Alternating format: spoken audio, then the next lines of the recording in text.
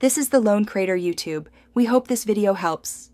You start inside your active Alight Motion project, import your video or background, and immediately add a text or shape layer where the link should live. Once done, position and size that layer so it's readable. Make sure its duration matches the clip segment where viewers should tap. You're doing this now to avoid overlay drift.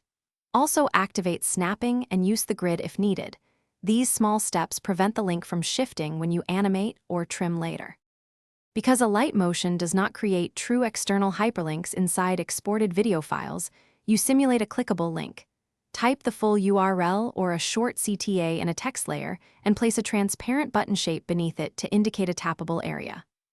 Once done, style the text so it's legible, contrast, size, and a small shadow, and animate a subtle pulse or fade to attract attention. Make sure easing is set smoothly, and keyframes align precisely with the moment you want viewers to act. Export the composition as an MP4 with H.264 and check the final file to ensure overlay alignment and timing are perfect. Then upload to your chosen platform and place the actual clickable URL where the platform accepts links, bio, description, pinned comment, or as platform-specific cards. If viewers can't tap the video itself, guide them with clear text like link in bio. If the on-screen tappable area is off, reopen.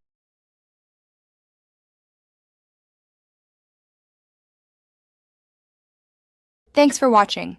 Consider subscribing if we helped you.